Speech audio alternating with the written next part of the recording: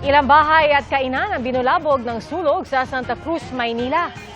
Inabot ng halos 1 oras ang pag-apula sa apoy. Sa Barangay San Vicente naman sa Quezon City, 2 bahay ang natupok. Matao at masikip ang madaan na nagpahirap sa pag-apula. Tinutukoy pa ang sanhi at halaga ng pinsala sa parehong sunog na wala namang naitalang nasaktan. Magandang hapon po. Sumemplang sa SLEX ang isang tauhan ng PNP Highway Patrol Group matapos siyang banggain at takasan ng isang SUV. Tinutuntun pa ng mga otoridad ang driver ng SUV. Ang tingin ng LTO, sinadya ang pagbangga. Ang nahulikam na insidente tinutukan ni Jonathan Andal. Sa dashcam video mula sa Highway Patrol Group Region 4A, kitang banayad ang trapiko umaga kahapon sa southbound ng South Luzon Expressway malapit sa MCX exit sa San Pedro, Laguna. Nang biglang sumalpok ang isang SUV sa pulis ng HPG. Dire-diretso lang ang SUV habang nagpagulong-gulong sa kalsada ang pulis, pati na ang kanyang motorsiklo.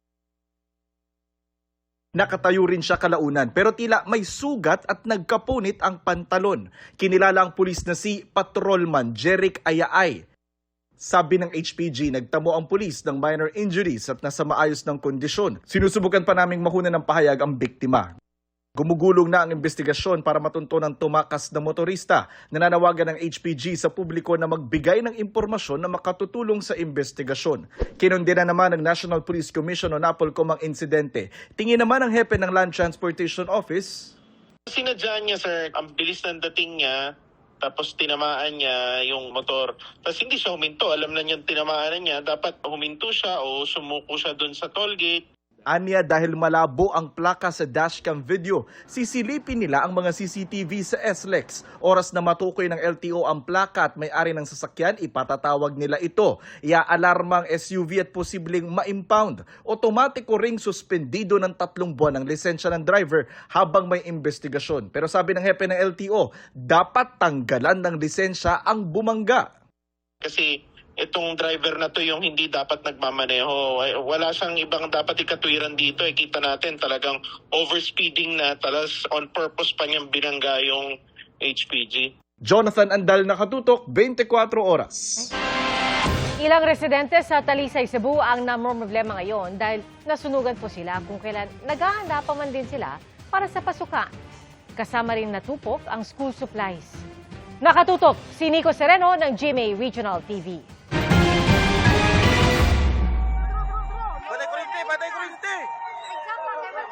Magkakatabi at gawa sa light materials ang 11 bahay na natupok mag-aalas 11 ng umaga kahapon sa Sitio Cruzan, Barangay Bulacau, Talisay City sa Cebu. Nangyari ang sunog habang abala ang mga pamilya sa paghahanda para sa pasukan. Paspas kayo eh. Pagsuod ako, pagkuha ako sa akong mga requirements dito suod. Diha naman kayo. Ako nang yung dadali kuha kayo para lang masalba. Si Ginang Loricel na nakipagsapalaran sa distribution ng libreng school supplies para sa kanyang mga anak na abutang nasusunog ang kanilang bahay. Laking pasasalamat niya at ligtas ang kanyang mga anak. Ako naptan, ako mga anak na lang yung taon na nagyaka, lumbag hilak. Akong kamangkuangan luoy kayo nga ningon taon nga. Sorry kay mawad ko na himo, wako'y nakuha kay ako rausa. Mga bata ako raging gi-safe ma. Sa Barangay Gym, pansamantalang patutuloyin ang mga nasunugan. Ang atong yung evacuation center nga atong gi-designate para sa ilang atong gym kay di na naman to magamit ang school run. Nindot man kuno tato sa school sir kay mas kuan siya, nay privacy ba? Oh, so wala man kitay laing choice karon. So adto na to sila iadto sa kuan sa gym na to.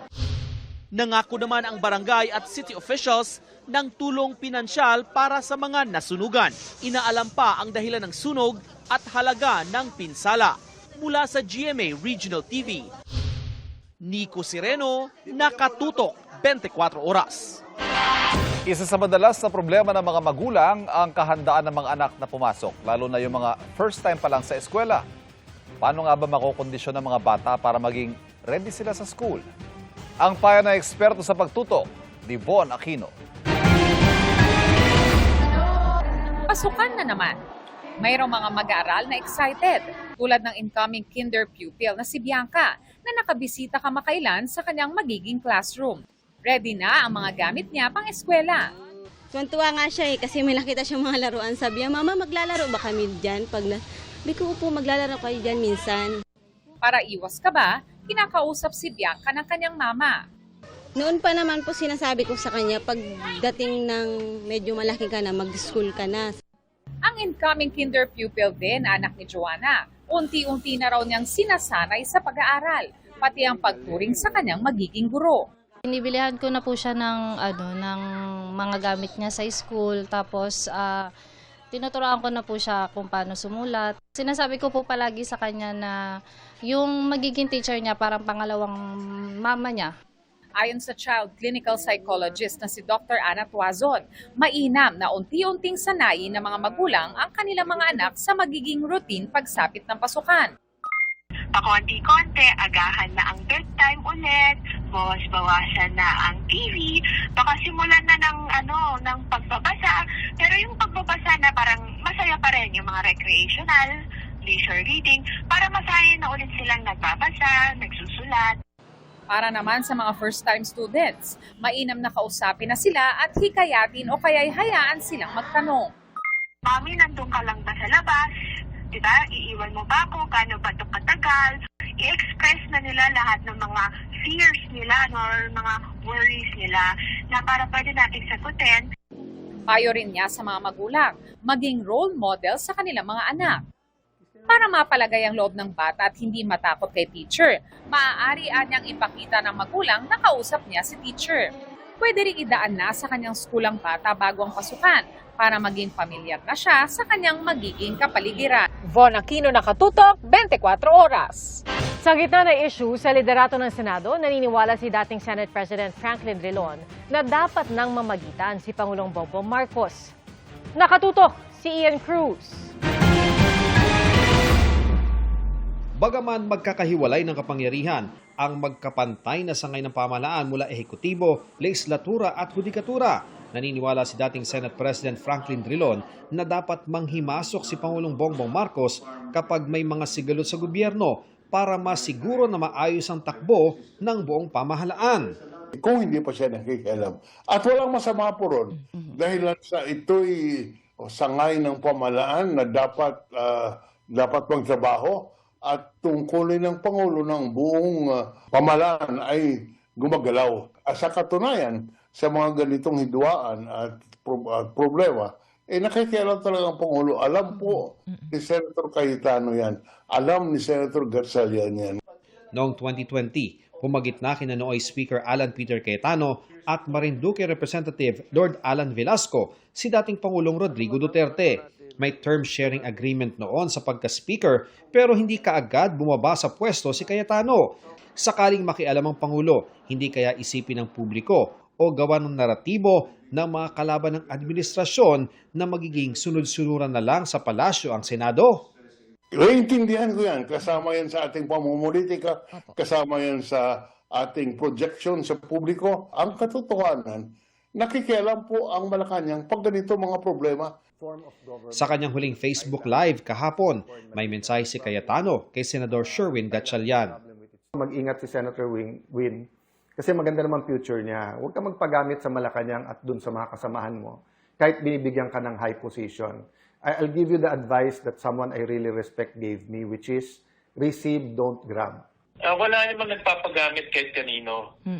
In fact, yung mga kasamahan yung aming majority, consensus building kami, nag-uusap-usap kami sa isa't isa, nagbibigay ng payo, ako humihingi ako ng payo. Wala naman monopolyo ng talino at galing eh. So, kaya ang aming consensus ay bumalik tayo sa trabaho. Makikita mo naman doon sa mga statements. Dahil nga matagal na tayong hindi nakakapag-usap kung ano yung mga dapat natin gawin para sa ating bansa. Nauna nang sinabi ng Malacanang na ang liderato ni Gatchalian ang kanilang kinikilala. Ganyan din ang pananaw ni House Speaker Faustino Bogie D. Kaya giit ng Malacanang, walang kamay ang Pangulo sa palitan ng liderato sa Senado dahil nirerespeto nito ang separation of powers. Kung nakikialam ang Pangulo hindi magkakagulo sa Senado. Kung nakikialam ang Pangulo, hindi magkakaroon ng putukan at lock and load order noong May 13. Kung nakikialam ang Pangulo sa Senado, hindi makakatakas o makakalabas ng Senado si Senator Bato. Dapat na aresto na. Lahat ng kaguluhan sa Senado, yan ay utos o may permiso ni Senator Alan Cayetano. Ang lahat ng nangyari dyan, pati yung, sabi natin, pati putukan, pati yung pagboboykot. Hindi po yan dikta ng Pangulo. Kagagawan po nila yan. Ian Cruz, Nakatutok, 24 Oras. Nabundol habang nagjo-jogging lang ang isang babae sa Antipolo. Tinugis at nahabol ang nakabangang driver ng MPV na nakabangga ng iba pang sasakyan. Nakatutok si EJ Gomez. Sa palusong at pakurbang kalsadang ito sa Antipolo City, isang puting MPV ang mabilis na umandar patawid sa kasalungat na direksyon at linya ng kalsada. Nabundol niya ang isang babae. Ilang saglit, umandar ang nakabundol na puting sasakyan. Dito na po siya, dire-diretso pa rin po siya, di po siya napatinag. Mabilis na po yung pagandar niya po. Ayun, tumatakas, sira. Kitang umuusok at gumagasgas na sa kalsada ang nasirang gulong ng sasakyan. Ilang beses siyang binusinahan para harangin.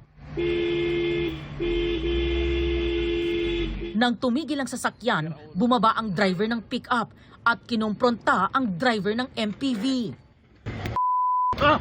Anong ginagawa mo sa buhay mo? Higilin na namin yan.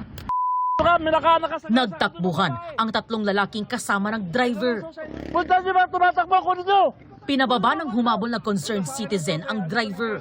Ayan o yung itsura ng sasakyan o. Basag yung windshield. Yung babae nabangga sa taktak, nagja-jogging.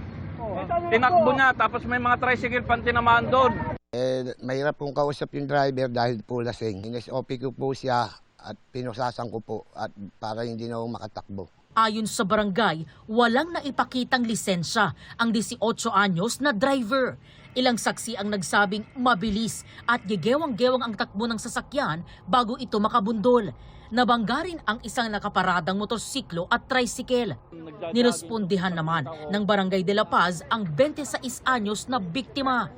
Nakita po namin yung babae nakabulagta na po. Nanginginig yung babae. Nagtamo ito ng posibleng fracture sa kaliwang kamay at braso na nilagyan ng braces at support. Dinala siya sa ospital. Sinusubukan pa ng GMA News na kunan ng pahayag ang biktima at driver. Pero ayon sa otoridad, nangako nila ang driver na sasagutin ang na-damage na motorsiklo at tricycle. Gayon din ang gastusin sa pagpapagamot sa biktima. EJ Gomez, Nakatutok, 24 Oras. Ngayon pong tag-ulan, nagpaalala ang Department of Health sa publiko para maiwasang tamaan ng tinatawag na mga wild diseases. Nakatutok si Katrina Son.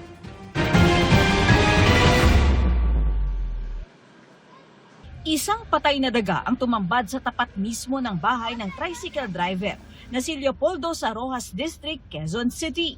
Paalala ito ng banta pa rin ng leptospirosis sa kanilang lugar. Dumating nga sa puntong tinamaan siya ng leptospirosis. Siyempre manghihina ka ganon, mabuti na lang agapan. Si Margie na nakatira sa tabing ilog, inaalala rin bukod sa leptospirosis ang dengue. Nag-i-spray po kami tapos naglilinis para walang lamok. Dahil tag-ulan na, paalala ng Department of Health sa publiko, mag-ingat sa wild o waterborne diseases, influenza-like illnesses, leptospirosis at dengue. Kung tayo naman po ay nalusong, hindi natin naiwasan ano naman ang dahilan at kahit anong baha po yan, tayo po ay kumonsulta sa ating pinakamalapit na health center. Meron naman po tayong mga libreng gamot. Para iwas dengue, dapat ding tandaan ang 4 T's, taob, taktak, tuyo at takip. Pag bandang hapon na, mula 4 hanggang 6 p.m., aktibo yung lamok. Sa umaga, mula 6 hanggang 8 a.m. Malaking bagay rin anya ang pagbaba ng kaso ng dengue ngayong taon. Mula January 4 hanggang May 23 ng kasalukuyang taon, ang naitala lamang nationwide ay 50,727 na kaso ng dengue kumpara sa 114,308 noong nakaraang taon. Paalala ng DOH, malaking tulong na updated sa lagay ng panahon. Dapat din gumamit ng rain gear tulad ng payong, kapote o bota. Siguraduhin din na malinis ang inuming tubig. Kapag may nararamdaman, agad magpakonsulta sa doktor. Katrina Son, Nakatutok, 24 Oras. Pinag-aaralan na ng Japan ang iba't ibang paraan para mas mapadali ang application ng visa para sa mga Pilipino. Ay kay Japanese Ambassador Endo Kazuya, malayo nang narating na ugnayan ng Pilipinas at Japan na sentro ang people-to-people exchange. Mula June 2024, niluwagan na raw ng Japan ang kondisyon para sa multiple entry visa ng mga Pilipinong merong substantial level of income. Visa exempt na rin mula October 2024 ang mga Pinoy na may hawak na diplomatic passport. Dahil sa pagdami ng visa application, nagbukas na rin ang Japanese Embassy ng Visa Application Center at e-visa system para naman sa mga sasali sa package tours ng ilang designated travel agencies. Nang tanungin kung posible ba magkaroon ng mas madaling travel arrangements gaya ng visa-free entry sa hinaharap, sinabi ni Endo na dumaraan na ito sa maingat na pag-aaral.